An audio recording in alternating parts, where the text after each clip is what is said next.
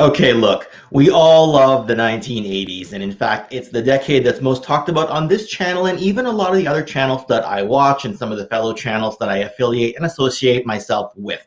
But how do you follow up what's possibly the best decade in pop culture to that point when the calendar turns for another decade? Well, you followed up with something that's familiar but also refreshing and into the edgy and grungy era of the 1990s and exiting sort of the glamorous style of the 1980s. It's worth discussing the toys, the cartoons, the pop culture that was going on in that era. And of course, I've got a bunch of friends and a wonderful chat here that's going on live right now for us to have this particular discussion. So with that, I just want to wish everyone a happy Sunday or Monday if you're on a different part of the world. But this is yet another edition of the Toy Connections online live stream, or TKO, broadcasting to you. And hopefully we have a great and fun discussion today and you all enjoy it as much as I think we're all going to. Okay, so in the green room right now, we got a few friends waiting, and definitely somebody who grew up in the 90s every bit as much as I did. Yes, I know we grew up partly in the 80s, partly in the 90s, but he's rocking a great background right now. He's one of the semi-regular hosts on A Toy Kind of Mood. He goes by Black Genghis. We just call him plain old KJ. KJ, welcome back to TKO. Hello, it's my pleasure. Thank you very much, Ken. Happy New Year. Hopefully you had a happy and healthy holiday season, and I'm ready to talk toys. I was an 80s kid, a 90s teen, and it was definitely an interesting time to be a collector and just to be a fan because of how rapidly technology was progressing. But we'll save that for later on. And you bring up a good point in terms of the Happy New Year, because this is the first TKO of 2023. And I should have said that in the intro, but you covered me. Thank you. You know, it's like the whole play-by-play in sports and color commentary guy. You know, the play-by-play guy misses something, the color guy covers for him. You did well for me. Yeah. I appreciate that. And you're rocking what I consider the Saved by the Bell logo, but I might not be the Saved by the Bell logo. No, I went for a more Good Morning Miss Marple vibe. Okay. Okay. Which was the first season of Saved by the Bell. Good Morning Miss who? Miss Bliss, isn't it? Exactly. Thank you. Good morning. Okay. Miss Bliss. All right. Cool. And all the way from Ireland right now. He's been on the show before as well. You see him in the comments section. He does some wonderful art. His photography. His link, as well as everyone else's social media outlet links, is in the description below. So welcome back to TKO as well, Boba Hicks. How's it going, everybody? Happy New Year. Everybody in the chat as well. Happy New Year. Great being on here. The first TKO of the year. That's right. Kicking off some good luck with some good friends, right? Yep. And I think Michael Mercy referred to this guy as the excellence of eloquation. And I don't know if the word eloquation is actually a word. I think the word is eloquence, but I like eloquation myself. Yeah. And this is the individual. New words. New year, new words, new promises. And this is actually the individual who named Toy Connections Online TKO. Prior to that, it was just boring old TK Live. And he was here for the first one where we had about 4 people watching. And now look at the crowd. It's like, wow, people actually care about this show right now. So feel free to grandstand for the next 90 minutes. Hans Chow, welcome back, buddy. It's the excellence of elocution. Oh, did I mishear it in my, yeah, somewhat old ears. Well fits the speech. Good morning, everybody, and Happy New Year to those who I didn't say Happy New Year to before. And good morning, Miss Bliss, right? So, yeah. So you had to have been there. When I watched those in reruns. Saved by the Bell was already running, and then I watched these episodes that Zach and Screech apparently looked a bit younger in, and I didn't know why, and Lisa as well. So I did explain it to everybody in the green room. I looked a little bit tired today and maybe a little less prepped than usual, which means I'll be more candid than usual. And it's because I had never changed a spare tire on my own until last night. And even last night, you could argue I had a bit of help because there's a wheel lock, a special key for it. And my wife had to find that in the dashboard. It's like, you got this, you got the lugs loose, but you need this as well. According to the internet, I'm like, okay. So 15 years ago, I got a flat tire for the first time on a work trip. My boss was with me. We were kind of off-roading anyway, and I just sort of watched him change the spare. Last night, I get a low tire reading, and the low tire reading just dropped from like an air pressure of 30 to an air pressure of about 12 in about 2 minutes. I'm like, uh-oh. So I pull into a gas station, right? Which that's not their job, but it's, we're driving my son home from his grandparents' place. It's well lit in the gas station. And I go in there and I'm like, I have no idea what the hell to do, right? I go to the gas station at 10 and I'm going to be in the way. Like, okay, that's fine. There's nobody here. They put an orange cone to block that lane. And I'm going on Google trying to, and YouTube trying to figure out how to do this, right? And I think Hans told us, you know, even with a flat tire, everything's better with cocaine, but I didn't have any on me at the time. So I don't know if that counts as a swear word because YouTube's being a little bit finicky about cursing in the first minute or so of that's why last night I saved my F-bomb on Sergeant Slaughterhouse for about an hour into the show. But anyway, I'm getting sidetracked here. So there I am, like, no idea how to take the lugs out. I'm trying to like read the owner's manual and all that. And finally I get it all changed and I feel all happy and all proud of myself. And I'm like, oh yeah, the spare tire is really just what they call a donut. You still got to get your tire actually fixed. And you're not supposed to use this long term, and you're not supposed to go above about 80 clicks or about 50 miles per hour on that thing. So that's why I look a little bit tired today, because I'm, you know, not, what do you call it? A little tired, because this all happened about 10 p.m. last night. Yeah. And so anyway, for some people, they off-road a lot. This is just something that happens every year to them. When you're like me and the last time you watched someone else change a spare, not even did it yourself, was 15 years ago, you're kind of like learning something that a lot of people learn in their teens. But you know, I wouldn't be an ignorant toy collector if I didn't have these kinds of stories. So that donut tire in our country is called the Take Me Home. To take me home. That's basically all it's doing. So we'll see if I can even get to work on it, or if I gotta like phone in and get it handled. But let's say a quick load of the chat, then let's start our wonderful discussion here. Oh goodness, the chat's quite busy. Kenny Whitty, good morning to you, /afternoon/evening, wherever you are. Good evening to Chasing 80s Toys, where he's at. Gazz, Bob Squad, Universal Toy Collector, Ozstradamus Toyz, who also streamed last night. We got Danjamin 905, Gojatron, Nolan, Will, Agnes, good old wrestling guy, Scuba Pete, who's in every chat, just like Gazz. Keep calling him Gazz promised to not botch your name in 2023, and here I am 8 days in, and I've already botched it once. So anyway, TJC, who else we got joining us? We got Shinovo. We got Epic Badger. I'm trying to remember who I haven't already said hi to. And apparently you've been let out of jail. Mail problem resolved. Scuba Pete, or do we not talk about that? Is this like Fight Club? I went to the house and I gave the kid back their Lego set. Oh, you did that already. Good stuff. Yeah, I showed them and I apologize. Yeah, and thank you for subscribing. Universal Toy Collector. I think that pretty much catches us up to the chat. Yeah, Dr. Banner, David Banner. Oh, sorry, I was thinking Bruce Banner when he wrote this. David Banner got a flat tire once. Look what happened. I was thinking Bruce Banner, and he got hulked up. But yeah, Ratface 44, Skyfall. Thanks for joining. Rolando Flores made it today. Wow, this is a busy chat today for TKO. Oh, Impossiblepie. We were just talking while I was setting up. Already said hi to Rolando. Wow, this is a busy chat today. Guess, you know, not everyone was an 80s kid. I guess the 90s was still okay to some extent. I actually think I grew up more in the 90s than I did in the 80s, now that I think about it, because I would have been not quite 8 years old when the 80s ended, even though I call it this golden glory era. I would have been not quite 18 when 2000 came along. So I guess safe to say I grew up more in the 90s than the 80s, hence why I love the Saved by the Bell Miss Bliss background there. Listen, have you ever heard the term psychographics? I've heard of it. I don't know anything about it. What's going on? Oh, that's psychographics, what you're doing. Yeah. So demographics is like what we call like the 80s and 90s, you know, the millennials, Generation Z, that kind of stuff. But psychographics is more about your mentality, about not necessarily your age, but just how you view the world and how you interface with it.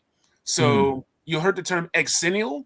That's because there's so many of us that are neither Generation X or millennials, right? So we're not just 80s kids. We're not just 90s kids. We're kind of both in a sense. It's what I kind of call myself, right? Like I like Xennial more than I like millennial. So, you know, and yeah, girls of the 90s. I don't know. Does Kelly Kapowski from Saved by the Bell count as girls of the 90s, or Liz Berkeley and Lark Voorhees? Funny, I still remember all the actors' names. Someone laughed once because they said that, oh my goodness, I found somebody who knows what AC and AC Slater stood for. I'm like, oh, it's Albert Clifford. And she started laughing her ass off. She's like, oh my God, like nobody knows this, right? I'm like, no, I think it's pretty common. AC Slater was Albert Clifford. So, yeah. Thanks anyway. Thank you. Yes. Listen, let's hop right into it while I collect my thoughts and try to wipe away nightmares of changing tires and driving on a flat. Because if you're a city person, it's a foreign thing to you. If you're a country boy, it's just some dumb collector whining at the screen right now. But let's discuss about this. Like, first thing I wanted to get at was, do you think the 90s holds up as well as the golden 80s? KJ, let's flip it back to you and go clockwise. 2 words: video games. That took a large bite out of people's collecting spirit. You had everything from Game Boy, Genesis, right? Let's take it all the way to Nintendo 64. Let's talk about Final Fantasy VII on PlayStation. That's the first time I can remember kids in high school rocking shirts with video games. People rocking Final Fantasy VII gear, because that's how much the experience spoke to them. So in the 80s, you had what? ROB, the Zapper, the Power Pad. You didn't really have a lot of competition with other toys. Those things were basically toys in and of themselves. The NES was just considered another toy, right? Until you start getting into A Link to the Past. You start getting into Super Mario World. You start getting to Super Mario 64, Mario Kart, right? It's like, that's what really changed a lot of people's transitioning towards not just toy collecting, but even watching cartoons, watching the stuff that you would have made toys out of. You took it in another direction, and it's such a good bit of insight, because you're right. Things evolve, and look how they continue to evolve today with screen time. Forget the Game Boy. You've got color, you've got Wi-Fi. Like, there's a lot going on right now. Boba Hicks, what about you, buddy? 80s versus 90s. So, while I'd never pick like a favorite decade out of the two, but I definitely do think that the 90s does hold up, and it is a comparable decade to the 80s, and there's a lot of great stuff that came out, and lots of media as well. Like, we're talking, it's like the last golden age of the Saturday morning cartoons. As KJ mentioned there, the video games just really evolved, just totally blew everybody away. Toys, action figure lines were still really big, and there was a lot of them to collect. Comic books were still a big deal, and there's a lot of big deal stuff going on there as well. So, like, as a decade overall, yeah, I think it's totally fair to compare it to the 80s, and it definitely holds up. Whether or not I'd actually say it was superior to the 80s, I don't think I could say that now. And like yourself, you could say I grew up more in the 90s than in the 80s. I was just over 5 when the 90s started. Like, so I only got 5 years in the 80s. So look, we're of a similar disposition in that sense. But yeah, look, as it stands, I think the 90s as a decade, it holds up, and it's it still holds up strong when you look back on it. Yeah, no, makes a lot of sense. And people in the chat talking about the writing, the way things were written in the 90s, a little edgier, a little grittier. How about we flip it over to the excellence of elocution over there? The 90s were better than the 80s. Is that a hot take? Is that a hot take? Or? That's flat. Like, I can argue that to the ground. It was better, objectively. Okay, do tell. And I grew up. I don't know how old you guys are, but I grew up in both, and I can tell you the 90s were better. I can go on, and I can battle it if you want. But the reality is that the 80s certainly set the groundwork. Let's take a vote in the chat. Do we put the big wooden soapbox there and just say, Hans, go ahead, everyone else, cameras off, because we can, and then we can come back at the end and say, and that was today's episode of Toy Connections Online. Go ahead, soapbox for a bit. So my logic behind the whole thing is the 80s were really honestly advertisements for the toys.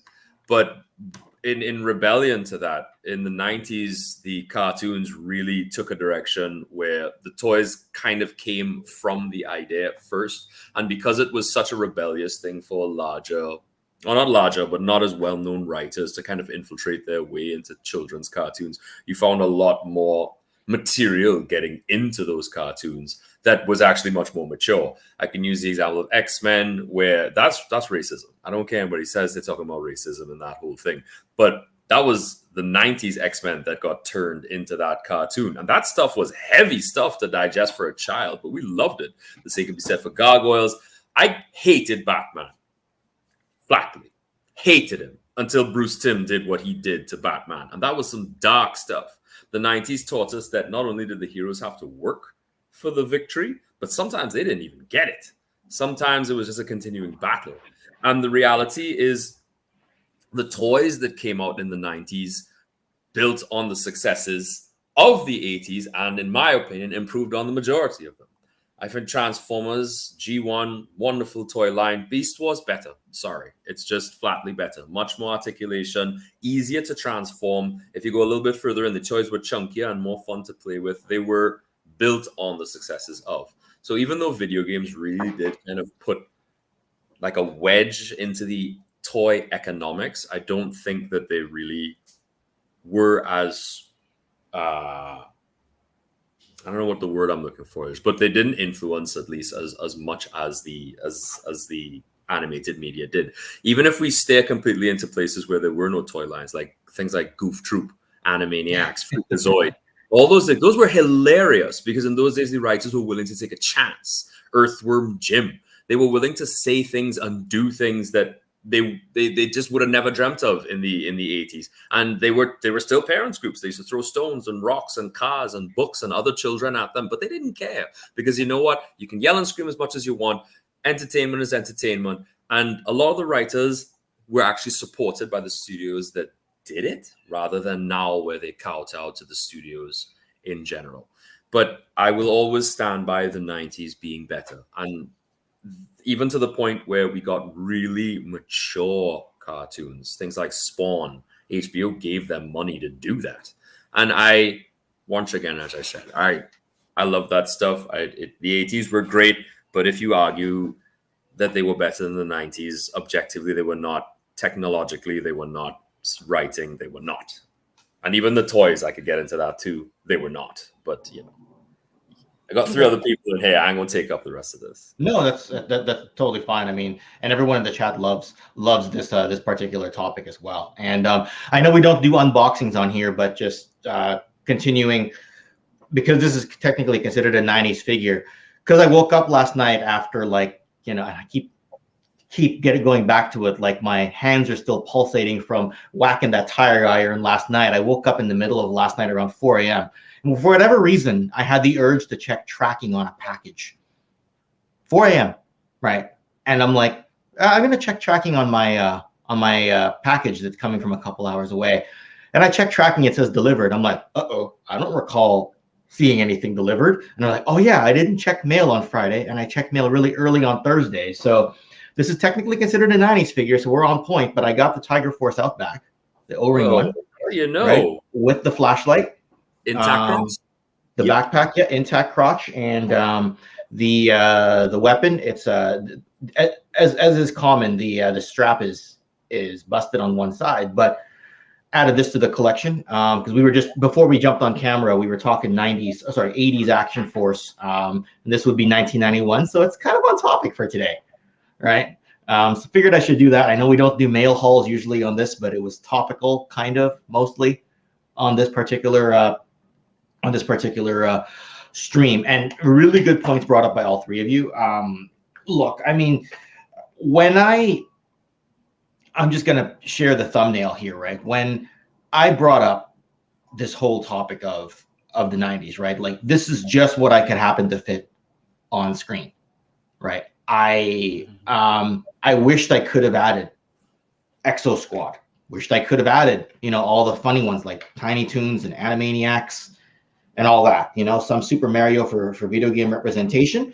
But, you know, like, unlike the 80s, there was no like obvious transition away from Star Wars into the big three of He-Man, Transformers, and G.I. Joe, and a very obvious handoff into Turtles. Like those were very like black and white, hard transitions, right? I mean, yeah, you had Kenner Superpowers as well, which was sort of, I mean, it was more, I think Kenner Superpowers, I think was more playing off of Super Friends, but they also harkened back to like the fact that the Kenner Superpowers Batman was a blue and gray Batman that looked kind of like the Adam West one. So people just kind of wrote it back to the 60s, or the Christopher Reeve Superman. It was kind of like half a movie franchise. But that transition from Star Wars to the big three, the Turtles, in the 90s, you had way more options, right? We look back at the 80s, and one of the reasons I look back at the 80s is because I didn't get to experience it in full, right? Like I said, I was 7 years old when it ended. I didn't have a fully analytical mind yet. And in the 90s, as the heavier thinking and the writing got better, like X-Men, like Gargoyles, like Batman the Animated, there's a lot more leveled up thinking going on. Like they aged up with the audience. They were targeting 12-year-olds rather than 5-year-olds all of a sudden, right? And even if you want to target 5-year-olds like you did with Mighty Morphin Power Rangers, these were people in live action. So you could, you know, you could technically get the 11 to 12-year-olds who are going into their teen years and could relate to that. Like I always looked at Power Rangers as Saved by the Bell meets like transforming robots, whether you consider it Transformers or whatnot, but it's and ninja, and you know, like the karate and martial arts and all that. So and we captured a lot of representation here. Like you look at Beast Wars. Beast Wars is the better told story than the original G1. And to me, it makes G1 better because they start referring to the G1 timeline as the Great War. So now you've immortalized the Optimus versus Megatron rivalry. And then I know the arc, the name of the arc and Nemesis did show up in the Marvel Comics, but in the more widely spread Sunbow cartoon, they never called it that. Simply calling the Autobot shuttle as the arc and tying it back to something biblical adds that level and layer of lore. The fact that the Transformers have a soul that's called a spark, right? That's now added and retroactively thrown into G1, but they introduced that in Beast Wars. The fact that the Predacons know that the Decepticons, for those who don't know, the Predacons are the descendants of the Decepticons.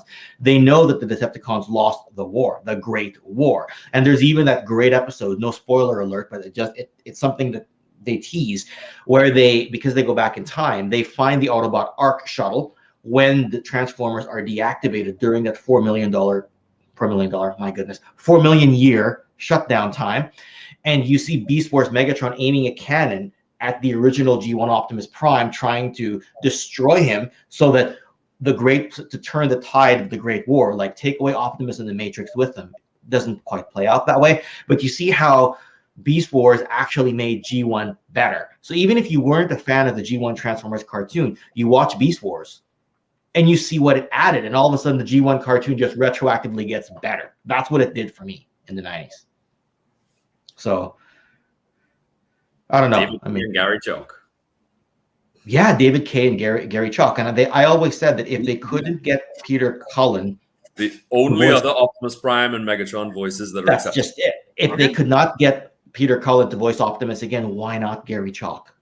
You know, I don't know if he's still active because he's not that much younger than Gary Chalk was the voice of Optimus Prime for a ton. Not only just Beast Wars, he was also in Armada and stuff. He was the voice. And that's what the 90s kids and the early 2000s would have grown up with Gary Chalk's voice. And David K. was probably the most eccentric Megatron we've ever seen. And when I think of Megatron, unfortunately, I don't think of Frank Welker. Yeah, I don't think of Welker as much as I think of Chalk, because Chalk seemed more eccentric, you know, and that seemed more like a megalomaniac. And he had all those narcissistic and, you know, power trip tendencies that you usually see in psychotic dictators. And he added that in. Megatron just seemed like more of a maniac, which is, you know, no, that's writing as well. It was just better. Just better. There was more cookies, more cake, more cheese, all those things. It was to coin the 90s, extreme. Anyway. Well, there you go. Because that goes directly to my take on the 80s and the 90s. Like, you had a lot of our favorite brands holding on for dear life. G.I. Joe Extreme, there's not a lot of love in the Joe fandom for those figures or that show. I mean, very cheesy theme song. If I want to get a quick laugh, I'm gonna be like G.I. Joe Extreme, right? But I mean, people love talking about Beast Wars. I don't hear people talking about Beast Machines. We love talking about Ninja Turtles. I don't hear people talking about Turtles in Time. I don't hear people talking about the Next Mutation. Like, well, Next Mutation was anyway. Just go ahead. But that's the thing. The '90s, like, we always give love to Batman the Animated Series. You know, maybe Batman Forever. Not so much Batman and Robin. Like, the 90s was a time of decline, where the 80s was a time of growth. And I think that's where the love for the 80s as a decade, as far as pop culture and collecting and everything else comes from. The 90s is when everything we loved decayed and went away. They turned gray like Optimus on that gurney in the movie. You know, it's so, I mean, I don't know how many people still have their G.I. Joe Street Fighter figures. I don't know how many people. We got a couple. Okay. I don't know how many people still have episodes of Mortal Kombat, the animated series, on VHS. Okay. So some people got the love. Some people, that's really represents it sort of ebbing away. And I think there's a certain melancholy that I think some 80s kids associate with the 90s, because that represents a natural progression and transition away from that until either coming back to collecting or just being that lone holdout in the neighborhood. Like, no, I'm still in this. I'm still collecting. I'm still getting, hearing people giving shout out to Mighty Max, Max Steel. Oh, you cut out for a second. Star You're good now. You're good now. Okay, sorry about that. You might be getting connection issues, my KJ. folks' house, so it's gonna. Okay. Yeah. All right then. Yeah, You might. so bear with me. Yeah, if your connection keeps cutting out, you might want to kill the green screen to get a more consistent connection. Okay. Yeah, but you seem to be back, so Okay. it's okay. Yeah. Well, on that note, KJ, let's go around the loved around the everything. circle. I love everything he listed there. So 100%. I was hounding down some of the Mighty Max toys I originally had. Thanks, Mom. But anyway, you know, once again, I was hounding down some of those older toys and figures, and I think the only reason why it seems like is an era of decay is because all of us, I mean, we're at minute number 28. Like in 98, 99, most of us were more interested in tits and alcohol. So we kind of just stared off. And that's not really our fault. That's not a quality or hit to the writing or the quality of what's going on. Just we start to evolve beyond that. But I mean, as soon as like 2000 hit and I realized I was hopeless with women, I mean, it was right back to toys and stuff, you know, I didn't realize I was good with girls till 2008, and then I got married in 2011, and I was technically that's only one girl I was good with, so that's 100% success rate. But anyway, You're batting 1,000. I wouldn't look back. exactly right. You know, Yeah. KJ, we'll kick it around the circle again and ask: did you have a favorite cartoon or toy of the '90s that stood out for you? I mean, More I than wouldn't others? call it a cartoon. Mighty Morphin Power Rangers. That was basically my last gasp of childhood, you know, and it's moving from animation to live action, I think represented that evolution of fandom from people. Like in Japan, Tokusatsu was still holding it down, and people didn't really look down at people for liking Gridman, which was Superhuman Samurai, Cyber Squad, yes. States, like that kind of stuff. Just Ultraman. I loved watching. There was a new Ultraman show in Japan, and because of Power Rangers, they just brought it straight to the States, and it was awesome. It would be like Honey Nut Cheerios and Ultraman. But I would say, like, as far as cartoons go, I mean, yeah, the GOAT, Batman the Animated Series. But as far as my collecting goes, it was Power Rangers all the way up to the movies. Once you got to Turbo, once you got to Zeo, that's pretty much when I fell off. But yeah, there's a special place in my heart for Mighty Morphin because that was like the last dance of my childhood, basically. Kimberly or Cat for Pink Ranger? Kimberly. Cat. Sorry. Okay. you're allowed to be wrong, Ken. But I'm not wrong. That's the thing. No wrong. No, there's no wrong here. There's no wrong here. Objectively, yes, there is. Anyway, let's go. We'll go into it. Sorry, I got into pretty epic message board debates. Maybe because she was tall and blonde and I couldn't have her. Maybe there's a reason for that. Mind you, Kimberly was a gymnast. It's like 99% of Europe to me. Okay, fair enough. And let's go to Europe right now. Bubba Hicks. How's that for a segue? So like a favorite toy line. I was a big fan looking back, and just looking back at everything I was collecting back then. I was a massive fan of like the R-rated toy lines. So stuff like Aliens, Predator, Terminator, all put out by Cannuck. Really bright, colorful toys of properties that really aren't probably suitable for children, but I absolutely loved them. And there was no age ratings in my house anyway. If something was there on video, you were allowed to watch it. So, but there was a lot of toys that I picked up in the 90s. They just didn't have any cartoon association. Like Aliens was loosely based on an adult film, likewise with Predator and the Terminator toys. But they were great. All those figures released by Cannuck during that era, I think, were brilliant. So they'd probably stand out for me as like my favorite toys of the decade.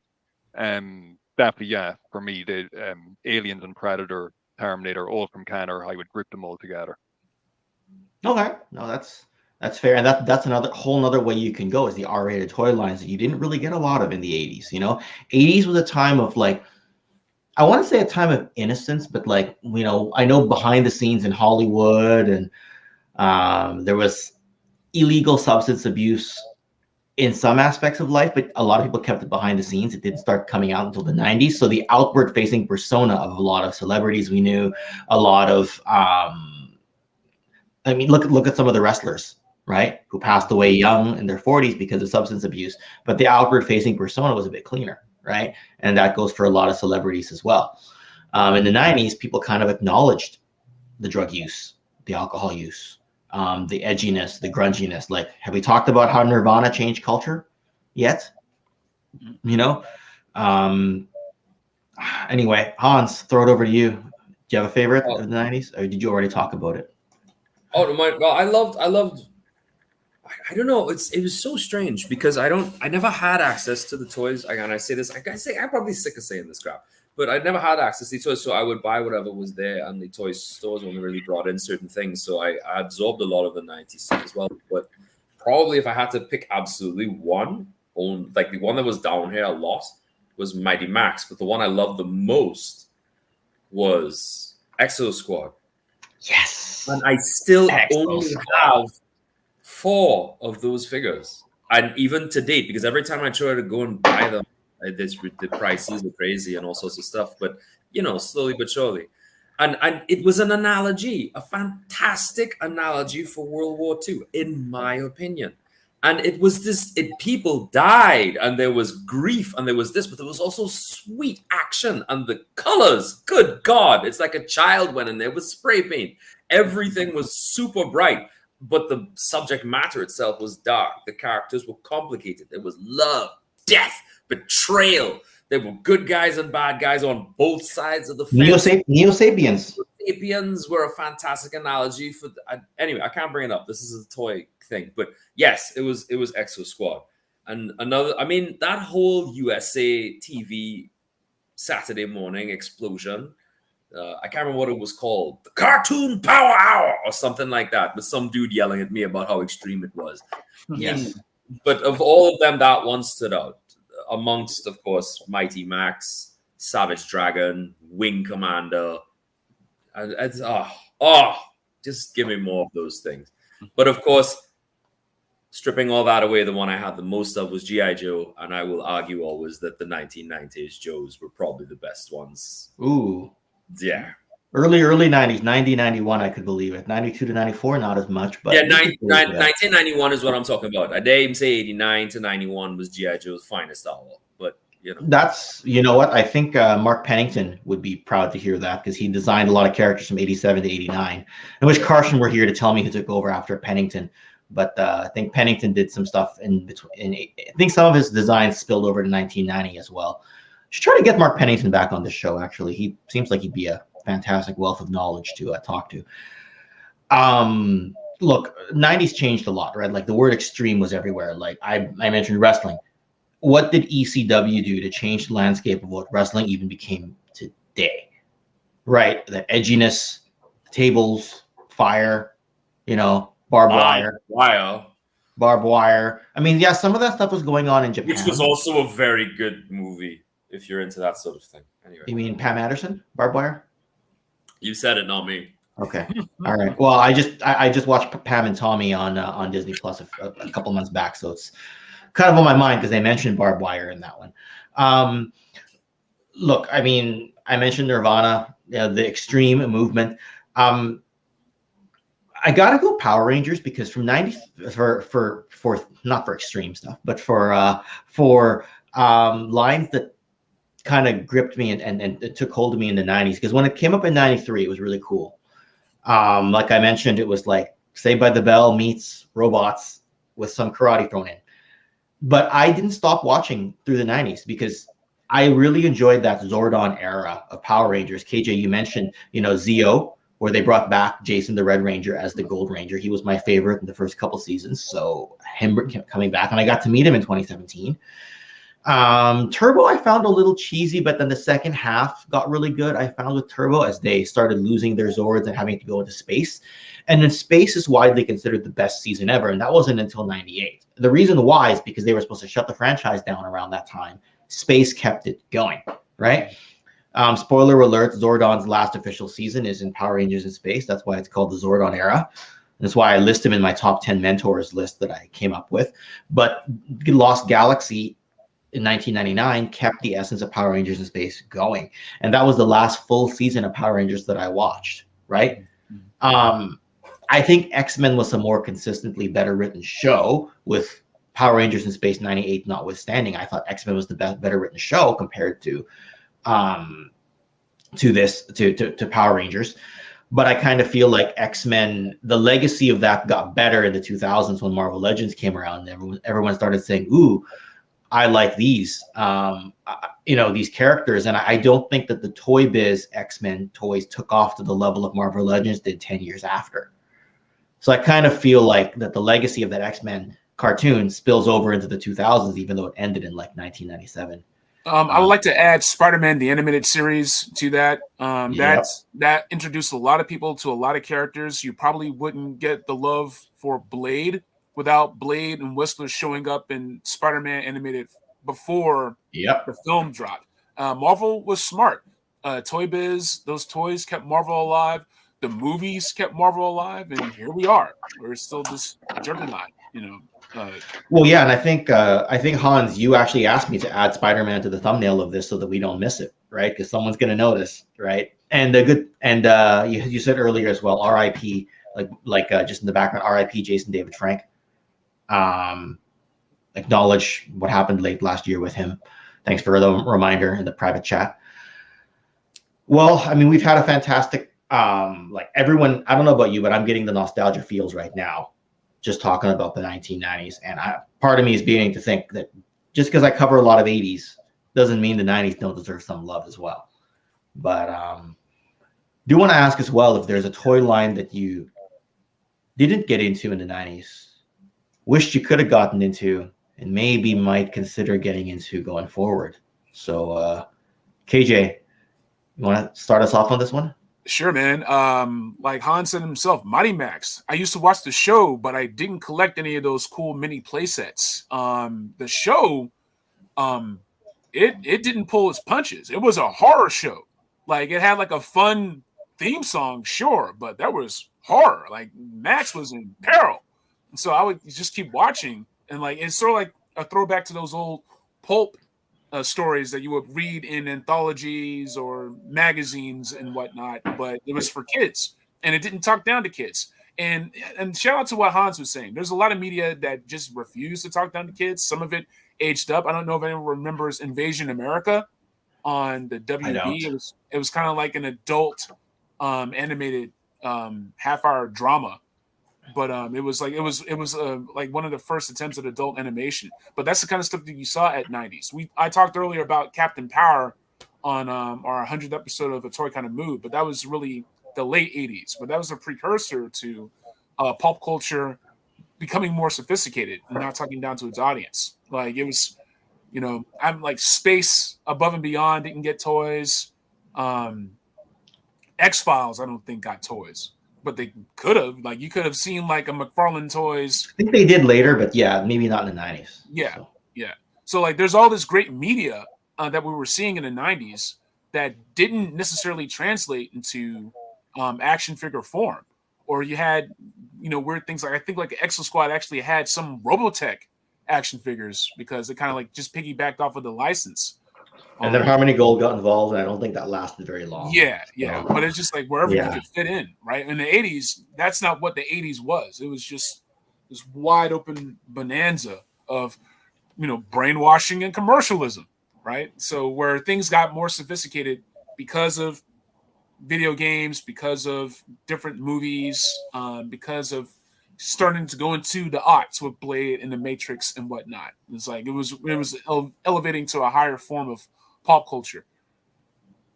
Oh, okay. Apparently, we did get movie figures. Okay, cool. Sometime. I didn't know about them either. I for some reason thought it was a 2000s thing, but anyway. But that was just a prime example of where you had something in the pulp culture that they did not capitalize on doing figures for those, right? Like, I don't know if there were figures for the Max or Eon Flux, right? I think there was for Phantom 2040, James Bond Jr., like that kind of stuff, right? But you're starting to get into like esoteric type stuff until the big hitters had to come back with nostalgia. The same way we're seeing Rise of the Beasts providing that nostalgia boost for the 90s kids now.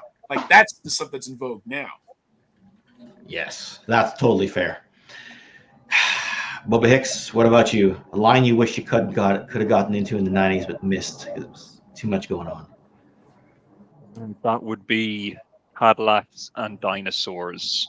So the show was absolutely brilliant. Well, in my opinion, anyway. I forgot about that one. Xenozoic Tales, yes.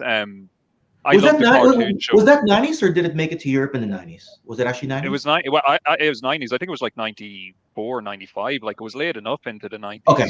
Okay. At least when I was watching it anyway. And it is a 90s show. But at the time, I didn't even know there were toys for it. Tyco actually did produce an entire toy line for it, which I didn't find out about until I was an adult. If I had known about that toy line as a kid, it would have blown my mind because I just love Cadillacs and dinosaurs. I love the whole premise of it, a world turned upside down through war and climate crisis. Dinosaurs have retaken the earth and humans have been driven underground. It's just such a great premise. Obviously, the comics they're based on as well are brilliant as well. Really cool characters, Jack Tanrak, Hannah Dundee. The vehicles are cool. Like, what's not cool about a Cadillac with a load of cool guns and stuff, attached to it? Yeah, so if there's one toy line I do regret not having as a kid and could possibly venture into picking up as an adult, even though the prices are, But yeah, Cadillacs and dinosaurs for me, definitely. Yeah. That was not an answer I expected, but it's a very good answer because in all my, I said I didn't prep for this as much as I wanted to last night, but if I didn't even think about it, like that's why we have these panels, right? Cadillacs and dinosaurs, absolutely. I have to say, if you have the Bratz car and the super colossal dinos, just go nuts. You're giving me ideas. Like when I go back to LA, I may have to get something going. Sorry, Hans. Sorry about that. No, it's all good. The Bratz car is going viral right now. But yes, with regards to some of the greatest artists of all time, comic book wise, it's like Frank Frazetta. This is my opinion. You can throw rocks to me later. So this is like Frank Frazetta, who's at the top. Right, and then right below is my favorite artist, is Joe Kubert, right? And then right beneath him is Mark Schultz, who's Cadillacs and Dinosaurs. Those guys are amazing. Like, I do acknowledge Jack Kirby and all those kind of guys for what they've done. And Kubert, not Kubert, damn, there goes my brain. Whatever, Spider-Man, guy who did Spider-Man. Not Chuck Dixon, damn it, whatever. Bottom line is that Mark Schultz for Cadillacs and Dinosaurs was... all his pen work was just good stuff, tasty, delicious. That is a classy pick, and the animation on that show was top notch. And we don't see that kind of, crossing T's and dotting I's a lot nowadays. They just want to kind of get a product out. But those guys, when they made that, they clearly cared when they were drawing those things. And that's something that happened in the 80s as well. A lot of those cartoons, we don't give them credit for the amount of work those animators put into those things. Jeez, even the big three, G.I. Joe, He-Man, Transformers, even their animators were clearly in a crunch. But some of the other guys who went in there, they make those guys look like rookies. There's a big schism of G.I. Joe from where it went from TOEI studio to Deke, right? The Deke years, like the ones that did Inspector Gadget. Was it Toy or Sunbow? I mean Sunbow, but the people who did the animation was okay. Toei. So they subbed it out. Okay. G.I. Joe and Transformers were sneakily anime. They were Americanized anime. There were anime studios who did the animation for those series and even the movies. But by the time you get to Deke, Operation Dragonfire, and like those years, there's a big difference and a drop in quality. Same thing with New Adventures of He-Man. It's like Deke is French, I think, not so? Okay, yeah. It's like French. So they were not ready. So if I could, pick up the mantle. No, fair enough. I didn't stop to even think about that, to be honest with you. 90s toy lines that I want another crack at, and I don't know that I can do this in the midst of everything else I'm trying to do, collect, whatever. Hans mentioned it earlier, Exo Squad. That's one that I want another kick at the can at because thematically it looks good. The toys look good. The box art looks exactly like how you expect the 80s to evolve into the 90s.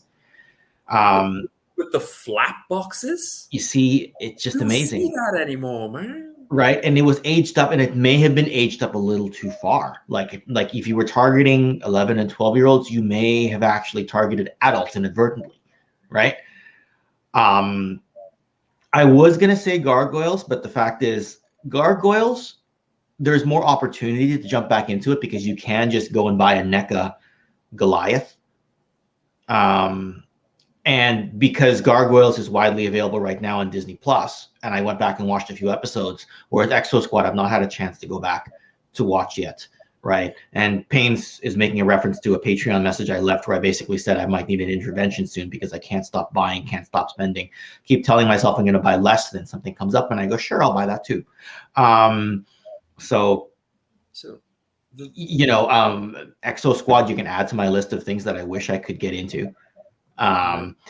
There's just such a good storyline, right? The fact that like the Neo Sapiens, like they're bigger, they live longer, humans are actually the bad guys, but we empathize with them because we're not Neo Sapiens. So do we even cheer for like the lines of gray were really blurred on Exo Squad more than anything else. Gargoyles kind of the same because the humans were kind of the bad guys, right? These gargoyles were kind of the good guys, right? It was a little different changing it from like just having an anti-hero like Wolverine, or does Mr. T count as an anti-hero? I guess he kind of does, right? Right, but like Wolverine, like he still went with the good guys. He's still there with the clean-cut Cyclops. They're still on the same team, even though they're fighting all the time, right? It took it away from the fact that now the real good guys morally are not the humans, right? And the humans were the ones that did wrong. And that's what made Exo Squad stand out for me and why I haven't been able to sink my teeth into it, right? What was even creepier about Exo Squad, if you dig really deep, like beyond that, it's really about eugenics, right? Yeah. And then later on, the Neo Sapiens developed another version of themselves called the Neo Mega, who then began to think of the Neo Sapiens as inferior. And then they went on to develop the Neo Lords, and they created their own nightmares, really. And it just goes to show you should never really mess around with stuff like that. Yeah. But the 90s, and here's another hot take, I suppose, but the 90s Disney, Darkwing Duck, Chippendale Rescue Rangers, Gargoyles, the Mighty Ducks, all those things, the animation quality really, in my opinion, was when Disney was at its best. Not recently, but the storyline and the animation, that's when they were there. That's where they were their best. I mean, and I have to bring this up because it's one of my favorite all-time 90s shows, is in 1964, Johnny Quest. And then in 1996, Johnny Quest. Brilliant show. Holy cow! Amazingly animated, wonderful and it fits right in with the Mighty Max theme that they put up. It's X-Files. It's horrible. They're aliens. They're monsters. And Johnny Quest is a kid with his friend Haji and his not girlfriend. I mean, you know, Jesse. They were running from horrors. And once again, the bad guys often didn't win in those shows. And I think it's important to show that to kids. Get Skyfall, Goof Troop. Damn right. Tailspin. You can go on and on. It's just... And that's when the two titans really like went at it, which is to me Hanna-Barbera and Disney. Those two got into a serious fist fight in the 90s and they didn't pull any punches. Yeah, I do kind of want to quit my job and do my own comic, but once again, kids to feed, man. I would love to, what do you call it? Quit, you know, like just do YouTube full time, right? But you know, we can only support ourselves so much on our what do you call it? Passion hustles. Yeah. Hey, I'll be right back. Just a few seconds. That's all good. I'm probably due for a bathroom break at some point anyway. So he should have sung the, you know, after these messages, I'll be right back. Because we're in the 90s. He should. That's right. That song was everywhere all the time, right? Was that a Fox Kids thing? I think that was Fox Kids. Feels like it. But Boba, was there anything over? I don't want to say by Mr. Hicks. Anyway, I don't know if there were any cartoons that came from. I don't know. That came from, you know, specifically on the European side that we may have missed. Like I remember there was one with a girl who used to dress in all black, and she had her brother. Barbed wire. No, her brother was a or something, and it was very well animated. And there were only a few episodes, and it originated in Europe. I want to know if you know about that show, because I can't remember the name. Sure, what that could be. I know there was a couple of shows like historical or fantasy based shows like Prince Valiant, I think was one in the 90s. Valiant. And yeah, there's I know technically it started in the 80s as well, but since it ran up until 97, like the original Ninja Turtles cartoon was animated in Ireland before it was exported, you know, around the world. You know, I suppose by the time the 90s rolled around, you could probably argue that the quality wasn't horrific. Well, there was nothing wrong with the animation quality, but the show had definitely gone downhill by the mid to late 90s. Turtles was definitely on its last legs. But, yeah, I wasn't big on Next Mutation. Let's put it that way. I mean, I know they did the crossover. I don't think anybody was. Yeah. I know they did the crossover with Power Rangers, and I enjoyed that two-parter. Well, two-part, no, one part. I think it was just a one-part episode. But like when they added Venus, you know, I understand wanting to add a female to the lineup, but you also have to look at how well she meshes, which I don't think she did. It wasn't like the male-female dynamic in X-Men, right? It wasn't that kind of seamless dynamic. Venus, I felt, was kind of forced in for purpose of what do you call it, equality and variety, right? Which I don't think anybody minds, but execution versus principle are kind of two different things, right? Look, we're just kind of in the open forum right now. We can just chat for the next, 35 or so minutes. And people in the chat, let me know if you prefer this start time for TKO as well. Like I've been starting half an hour later where I can, like where my lunch plans are a bit later on the West Coast. Just because I know it's a little easier for people on the West to wake up on a weekend. It's a little before lunch there. It's a little after lunch if you have an early lunch on the East Coast, though it's still kind of right around dinner time in the UK. Let me know if you prefer this time or not. But anyway, we're just sort of in the open chat right now. If anything y'all want to touch on as far as the 1990s are concerned. I can't wait till SWAT Cats comes back. But anyway. Yeah. Well, someone one mentioned thing I'll SWAT say. Cats. Go ahead. Oh, sorry. I was just going to say that the spirit of the 80s was very much alive and well in the 90s. And I know Hans mentioned earlier about the 80s cartoon shows essentially being kind of advertisements for the toys, and that did change in the 90s, especially when we're talking about those big ones like Batman the Animated Series, X-Men, Gargoyles, that were more like where the story was front and center as opposed to selling a product.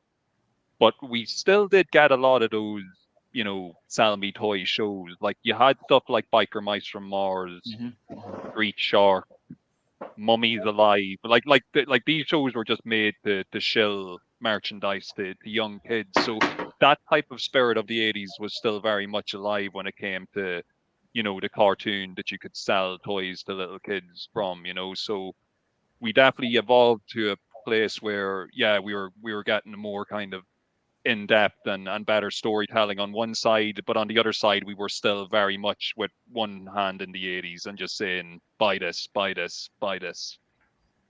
No, fair enough. There were definitely in the 80s, not everything was, as you said, so a shilly kind of show. There were some shows that, in my opinion, transcended the idea of essentially marketing to children. But it was a flip-flop. In the 80s, there were more commercial style cartoons than there were, transcendent ones. And the 90s, there were more transcendent ones than there were, commercialized ones. Because I mean, I felt like in the 90s, because they were not so heavily leaning on all these legacy properties, the companies were willing to open fire and throw money at a bunch of different things to see what stuck. Because it felt like even though the 80s had a lot of shows, I always felt like the 90s had more. I might be wrong, but I feel like when Image kind of exploded onto the screen and deviated away from DC and Marvel, we got I'm going to say 50. But that's probably being very, reserved. But there are probably 100 new comic books exploded because of Image. Were they any good? Not all. But I mean, that's when we got that's when it felt least like a monopoly to me. At least like a monopoly to your imagination. And you got a lot of people trying a lot of different things. Some of it was copycat, some of it wasn't. Some of them didn't even make it far enough to get a toy line. Some of them should have had a toy line. Some of them, like Captain Bucky O'Hare, I believe. I think it was supposed to be a toy line first, and then it eventually. So there was so much stuff, and it just felt like the creativity. It's like the 80s, they started smoking the crack, but the crack hit in the 90s, and then went ham there. Like Wildcats. Look at Wildcats. I mean, it wasn't as good as X-Men, but it was a shot thing, Jim Lee fired.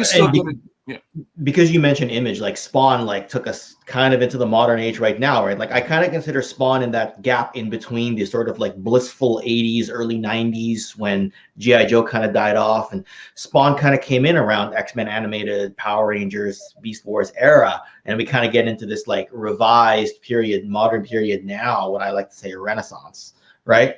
Spawn kind of transitioned that softly in, and Spawn was part of Image Comics, right? It was their flagship title, kind of competed with everything and made Image a powerhouse during that period of time. So there you go, right? Here's one that everyone else likes that I don't. Conan the Adventurer. I just didn't care for the cartoon, and I found it a little bit lame at times, but everyone else tells me I'm the crazy one, and I'm willing to accept I'm the crazy one. But I was never Conan the Adventurer guy. So yeah, and people mentioned Star Trek in the chat. The funny thing about Conan the Adventurer, or Conan, it actually had a beginning and an end. There was an end. At the end, he beat Rathamon, and it was... AKA Serpentor. I'll get into that one. But the thing is it's interesting in the sea of cartoons out there.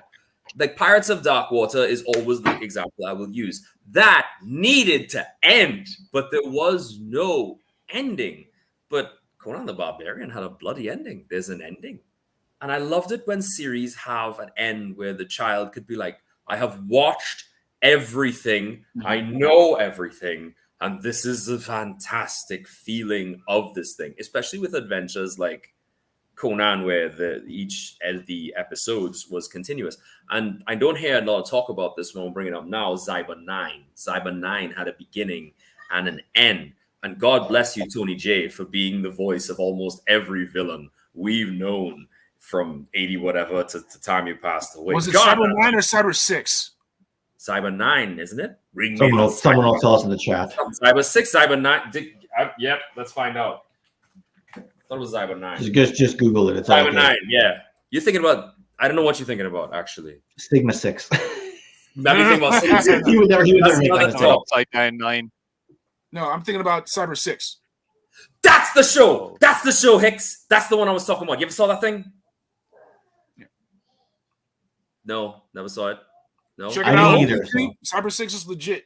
Cyber 6 was dope. I mean, Bots Master. I've been waiting for y'all to bring up Bots Master. No one's gonna bring it up. Never mind. Never mind. I didn't Just say go anything. ahead. Just whatever you need to talk about today. I mean, look. It just sounds like he's on a different level because he just pulled Cyber 6 out. He knew what it was. He was like, yeah, Cyber 6, look. No, because I was watching stuff. You watch Cops. You watch Cowboys and Moon Mason. We watch Crow. We watch Little Mermaid the series. We watch everything basically because we were just bored. We didn't have the internet. We didn't have all that stuff. Shout out to Reboot. Reboot's one. Okay, so I'm going to talk about Reboot. Captain Power was one of my favorite ones in the 80s. Didn't have an ending. It just ended, just canceled, right? There's a lot of heartache to a lot of these properties because so many of them didn't get proper endings, right? Phantom 2040 was my introduction to the Phantom mythos. Didn't get an ending. Conan the Adventurer, like that's how I went back to watch the Conan movie.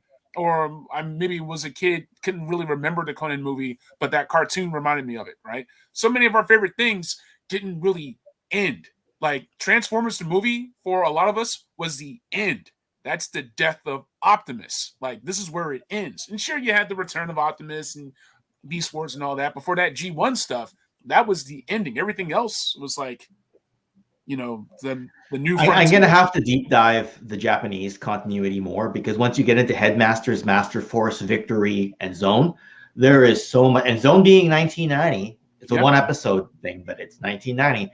There's so much the Transformers can carry on after that rebirth, Optimus Prime, death of Optimus Prime, return of Optimus Prime. A lot of Transformer stuff can still be talked about overseas, which I found out about closer to the 2000s, but that's a whole other topic. Yeah, but you can just see how the 90s topic, like I've literally put in best of the 90s as a topic. We can't slice this in a single 90-minute session. There's no way. We could come back for a sequel. We're still not going to get through it. So this was like a great teaser on a TKO to come back and talk something 90s again. Edginess of the 90s, anti-heroes of the 90s, and what's considered an anti-hero? That's a whole nother thing. Was Goliath an anti-hero? I don't know, right? He had a bit of an edginess to him, right? Dinobot from Transformers, Beast Wars was clearly an anti-hero. He was their Wolverine, right? There's a lot we could slice up here as far as 1990 through 1999 is concerned. I think in our minds, there are two versions of the 90s. There's the 90s that's its own distinct period, and there's the 90s that was still that organic progression from the 80s, where the 80s didn't really stop, right? So, you started getting Batman action figures from Kenner because of the 89 movie, but you kept getting Batman figures because of the animated series, and you still had those together in your same collection, right? You may have had G.I. Joes and Transformers, but if you had Beast Wars with your Transformers, or if you had, shout out to G.I. Joe Extreme, shout out to those Sergeant Savage and Screaming Eagles. Yeah, exactly. Right. So a lot of people just didn't stop. So it didn't matter that it was the 90s. It was just their lives, and it just kept going. The 90s was more a time where I could play with other kids, right? Like I did a little bit of it in the 80s, like really late 80s. But it was nice doing that. Like some of my fondest memories, other than playing Mask versus Transformers with my cousin in the 80s, was I was into Power Rangers. One of my family friends, and I still talk to his brother to this day, was into Superhuman Samurai. And Superhuman Samurai, the figures were a little bigger than the Power Rangers ones, but they scaled enough that you could have that crossover battle. Okay. Right? And I looked forward to coming every week to have either Green or White Ranger go up against Servo from Superhuman Samurai. Yeah. Right? And this guy had an imagination. He was invincible, and I had to play one of the things I loved about Power Rangers was the explosions. They'd go flying in a really flamboyant way. I just love doing that with my toys.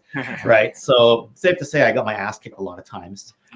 Thanks, Chester. Because I actually played by the rules. And he just made Servo into Superman. But anyway. Go ahead. No, just saying the 90s really was they didn't just kind of tout the ideas of being extreme and being rebellious and making it cool. They also kind of embraced it in their creative process. So much to the point where rebelling against what was expected was often the norm.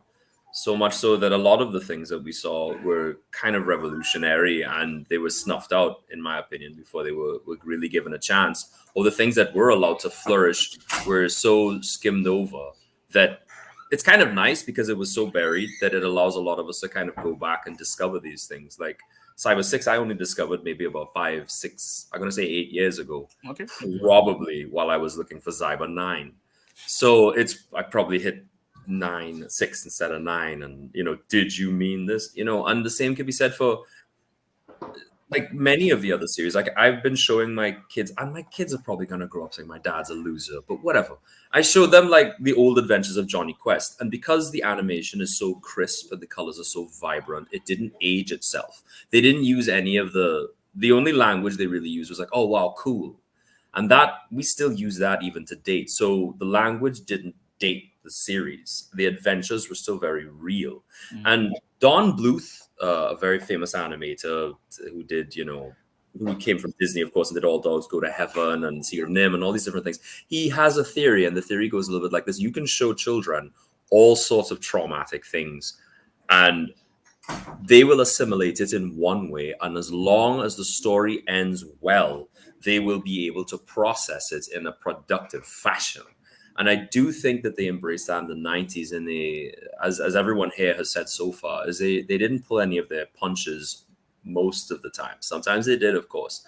But the children seemed more geared to the point where they understood when you were pandering to them and when you were babying them. And they naturally stayed away from that. As opposed to now where I don't want to mention any names, but, Paw Patrol. Anyway, where you have a lot of things which don't really... PJ Masks. Subject matter, Yeah. If you have kids, you look at what they're into. Like they're into Paw Patrol, Peppa Pig, PJ Masks, and all that's great for making sure like the kids don't grow up violent. But I sit there and I go, wait till you get to a real cartoon. I've been dying to show my kids some. They can see you. Get out, shoot. They're like bacteria. They heard you talking about them. So I've been waiting to show them something like Avatar: The Last Airbender, which starts off really kiddie and gets really mature really quick. And my daughter's now coming into that kind of thing. And I will always be thankful. And I'm probably sick of saying this, and y'all probably sick of hearing it, for Mattel for really doing that Netflix 2020 He-Man show, because it started off really kiddie and it got really mature. And they're not pulling their punches as hard as they used to, and I do appreciate that, and my kids, I can tell, also appreciate that. You're talking about the CGI show, not the CGI one, not the Kevin Smith one, which admittedly got a little better towards the end there. So I thank Kevin Smith for putting that out, because I find that is one of the best He-Man representations we've seen in a long time. And it really is quite mature. It is really entertaining. It is really well animated. It does not pull its punches, and it deals with a lot of subject matters that I would love to see dealt with in He-Man.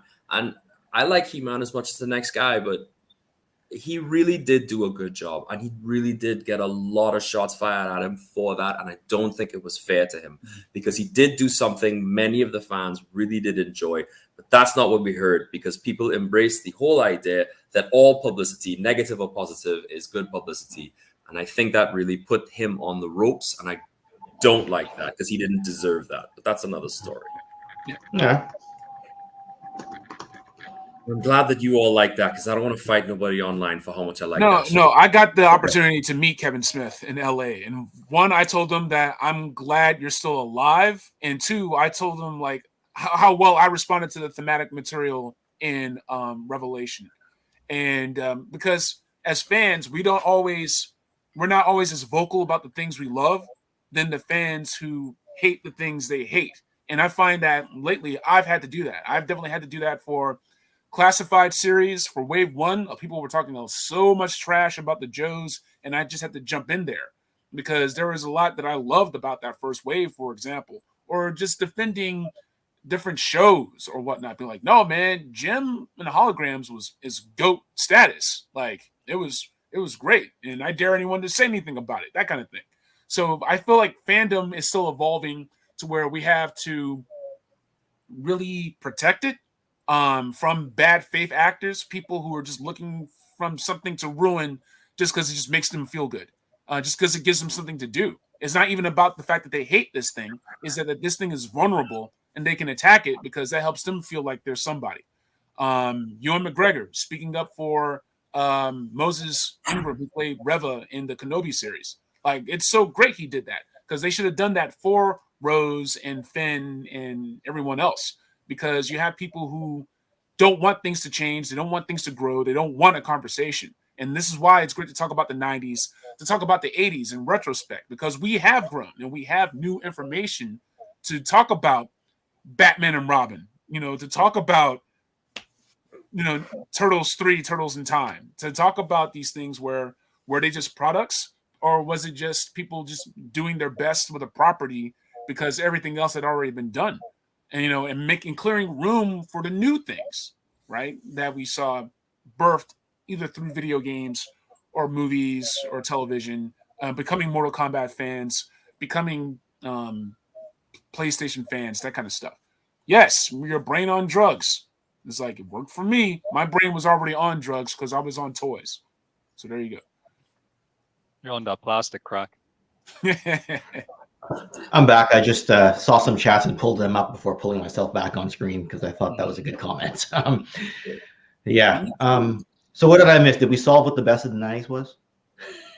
I mean, obviously, we did establish it was better than Mars. Yeah, there you go.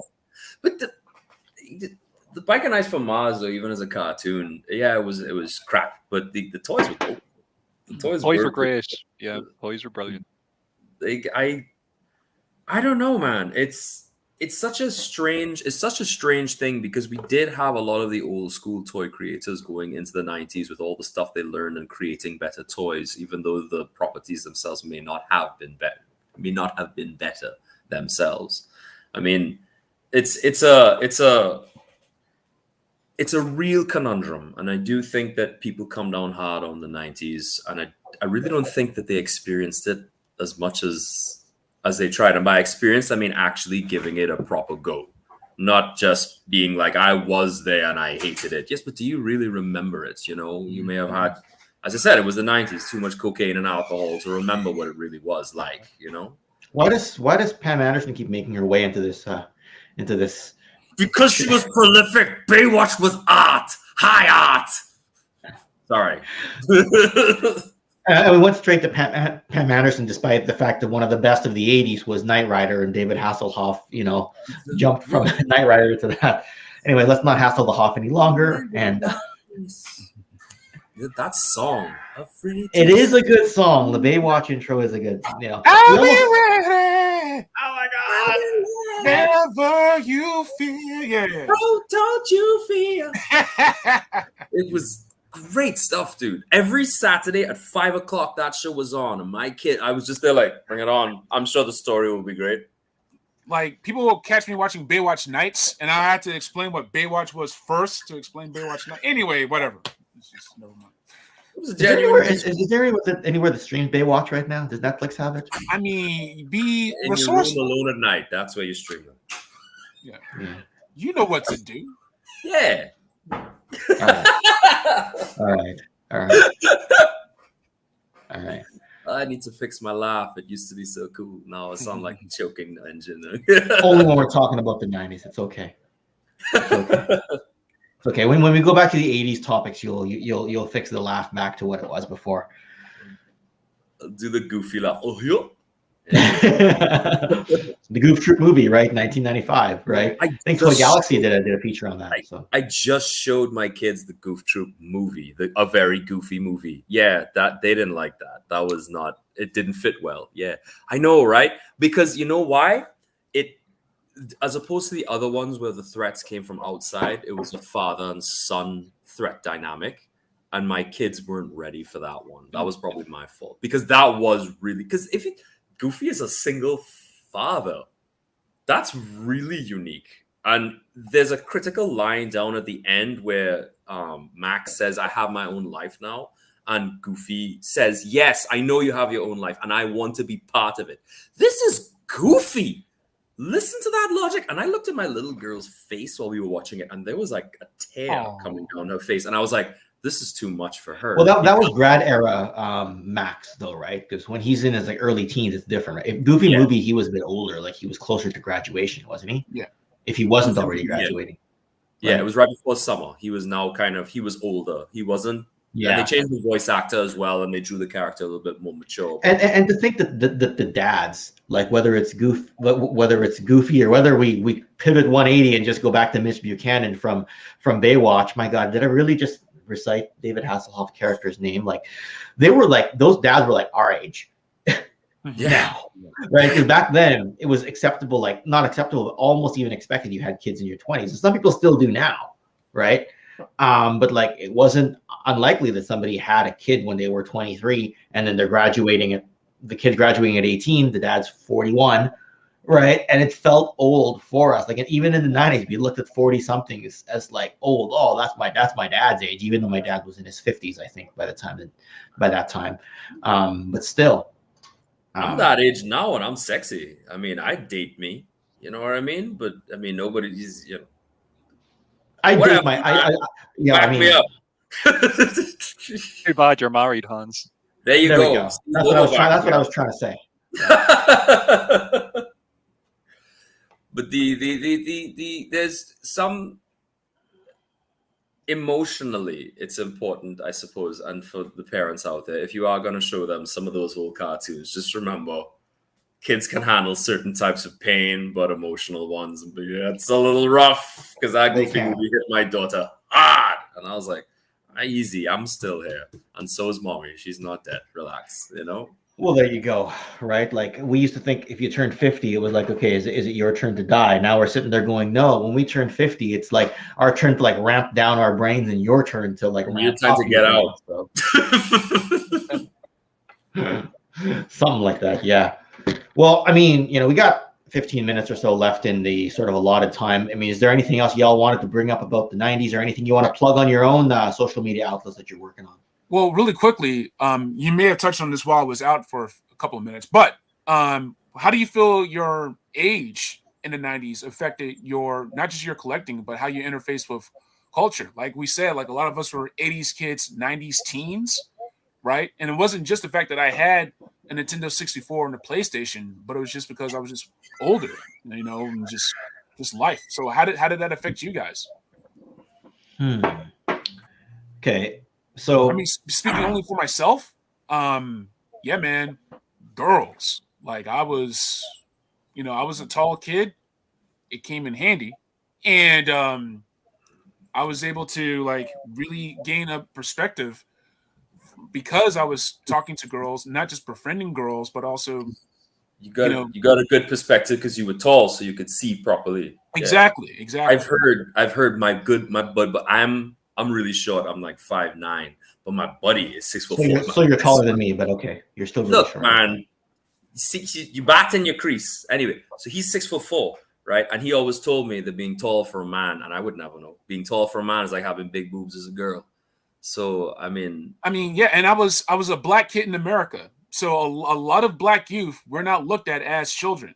Like they're sometimes viewed as aged up, and I have a very large family that gave me a space to stay as a child, essentially, right? And not every kid does that. Sometimes there's some hard parts. There's some hard lives where you don't get to be a kid, and you go through things that you shouldn't have had to go through as a child because of one thing or another. I won't want to get too deep into that, but because I was a tall black kid, like I would go do studying on universities and whatnot. People thought I was in college. And I had to like be like, no, I'm, that kind of stuff. Once again, for another episode, I had to speak up for my own childhood, and I had to speak up for staying a kid and enjoying myself as a kid because I knew that time was precious. Well, best decade to grow up. I'm not sure which one it was. I mean, wow. Don't let me get too deep. Oh, it's okay. But as we got older, like in the 90s, I could more easily make a choice about what I wanted. I'll never forget 1996. I wanted to look for Beast Wars toys, and I really wanted Dinobot. Couldn't find one on the pegs. There was a mother on a cell phone, one of the early cell phones, holding a Dinobot and talking to, I guess it was her son. She's like, I found Dinobot. Did you want him? And I'm sitting there saying, please say no, please say no, please say no. Okay, I'll go pay right now. Damn it. I'll never forget that memory because I didn't get Dinobot till much later. Right. And it was the only one that I ever saw, not even on a peg, but in someone's hands as they walked to the cashier at the Toys R Us, which is still a few minutes up the road from me. And I will not forget that memory because I never got a chance at my 96 Dinobot because I didn't show up a minute or two earlier to beat somebody's mom to getting into that lineup. So, or onto the pegs. So, Hunt was still much alive in the 90s. We only had that very early version of the internet, and we were too young to really go shopping anyway, I suppose, or legally own a credit card if we needed one.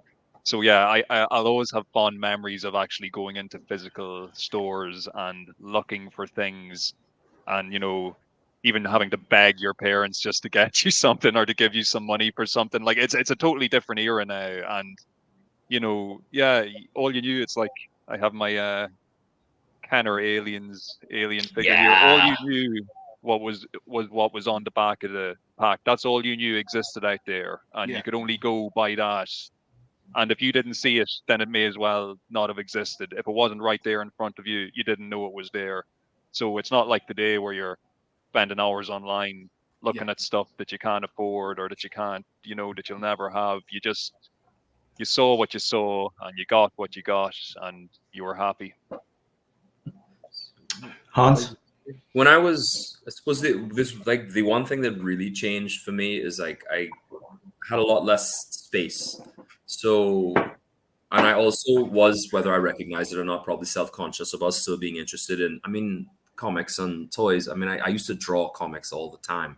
I had entire copybooks full of what I unfortunately can only now call Spider-Man fan fiction because it's not real, where he married Black Cat because I found Mary Jane a loser. Anyway, whatever.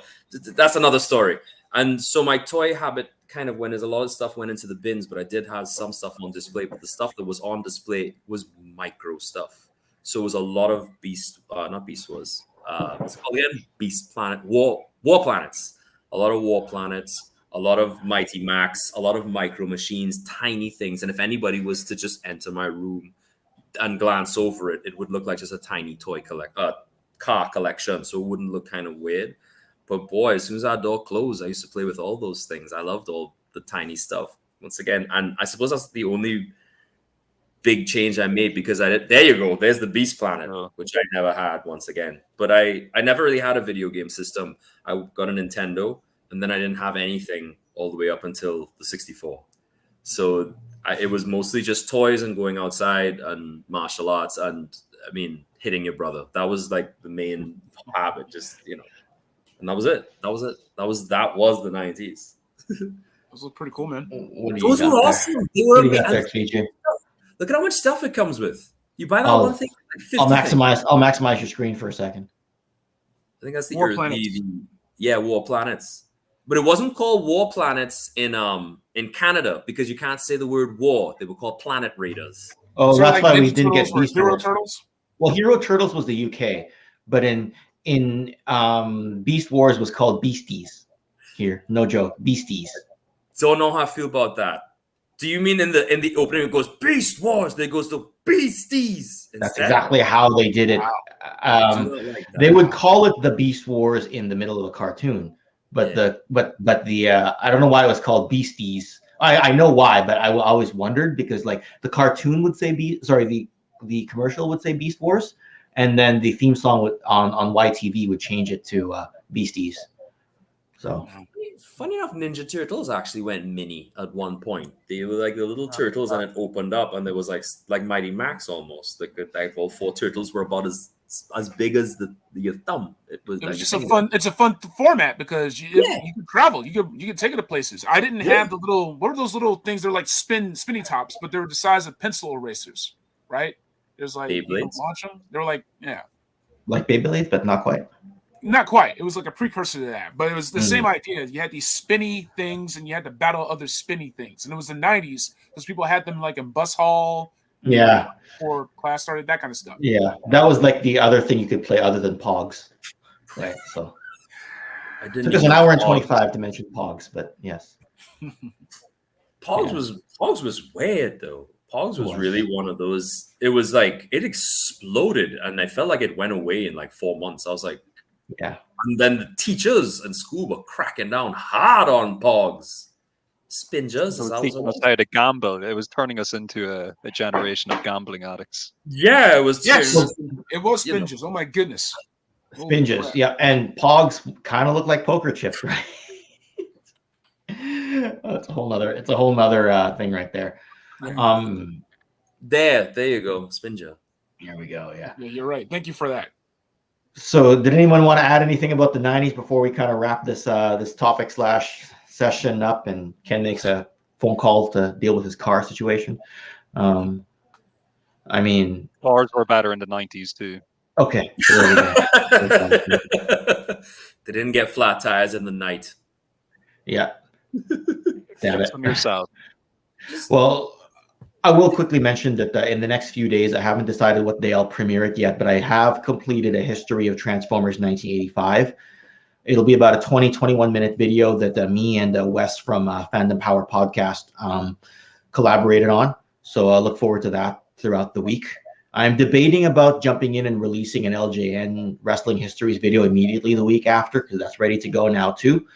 But do I want to do back-to-back history videos? I guess I could. People still enjoy those. But so that's kind of what's going on my end. Just figured I'd say that now before I forget to say it in the outro. Everyone in the chat just looks really happy to talk about this topic. So I now know that the 90s, anything 90s is worth going back to. Now, do we just hit one franchise, like just talk 90s X-Men, just talk Batman animated, or just talk Gargoyles? I'm not sure. I know when we've done just G.I. Joe or just He-Man, people are all over that. So we'll have to see which franchise becomes the popular one among our circles here as far as the 1990s are concerned. But if anybody wants to quickly plug anything before we say goodbye, do speak up. We got a few minutes left. I saw Gojitron in the chat earlier. I don't know if he's still there or not, but if he is, if any of you guys watching are not subscribed to his channel, subscribe to his channel. Brilliant videos, and he recently did a massive collection tour of his own collection, which is a sight to behold. So I'd highly recommend that to anybody watching. Also, I saw Bob Squad was in the chat earlier as well, so I'd also like to give him a shout out. Go watch the Sun Bob, Motu, and Joe episodes. They are brilliant. Yeah, Bob Squad's always very loyal to these chats, and Gojitron right there. I didn't see his recent collection tour. I saw the one that he did on Chasing 80s Toys when he was featured there as a featured collection showcase tour that Chris Meewall walked us through. So I do have an idea of what's in his collection. Plus, I know he's a big Transformer guy. Yeah, I would just plug the 90s. You know, it's like, just if you haven't really delved into it, go and take a look. There's some good stuff in there. Go and check it out. I mean, everybody knows Batman the animated series, but if you don't know about Gargoyles, go take a look. If you didn't see Darkwing Duck, go back in and dive in. The animation holds up. The colors are wonderful. The jokes are no holds barred in some of those old cartoon series where they dealt with humor. Go look at the old Johnny Quest. Go look at all those old series, SWAT Cats and stuff. They're good for a laugh. They're good for a watch. They hold up really well. It shows you how edgy things were, but it also is very lighthearted in the sense that the heroes still do win quite a bit. And if you were interested in girls more in those days, or you want to play sports, or you're interested in whatever, this is your chance to go back. We're all old now. Go back and relive something that you missed. Because I can't go back and relive some of the things anymore because, you know, married kids. Well, it's funny, Hans, you should say that everybody knows Batman, the animated series, because another person who's in this chat, I don't know if they were still here at the moment, but Universal Toy Collector, which is another brilliant channel that you should all subscribe to. He's actually only started watching Batman, the animated series, a few days ago. So Ooh. imagine the treat that he's in for starting that journey Yes. now. He is in for a Yes. real treat. That's great. So look, yeah, to anybody there, if you haven't seen any of these shows, now's the time. A lot of them are up on YouTube or available to stream or whatever. Get in on it, man. 90s all the way. Just as we say in my country, just bathe in it. Just bathe in it. Take a bath. Well, I mean, look, the participation on these TKOs is I'm overwhelmed. I mean, Hans, you were on the first episode. I remember we would turn the camera on, maybe 4 people would watch this. That was just last June, and now I get you folks on multiple times. All 3 of you have returned now, and I follow each of you on social media. Early February, I'm getting a clear runway of time where the family's going to be visiting in-laws, and I'm going to probably just do a marathon of TKOs on the Friday, Saturday, Sunday at various times. So I'll try to make it better for like some of the overseas times. Might be late where Boba Hicks is, but parts of the world like Australia, New Zealand will be a little easier to catch my streams in early February there. You are hard-working YouTuber, man. You deserve all the best you got. You work hard. I just enjoy it, right? Because, and maybe I'll get into it one day, but hey, it's a fun job, but it's still a job, man. And you do it well, and you're enjoying it. I totally appreciate that. And I guess what it is just when I was getting into collecting, I may have told this story before. I kind of got exposed to other collectors. One in particular who was like, all this analysis, all this lore, all this history.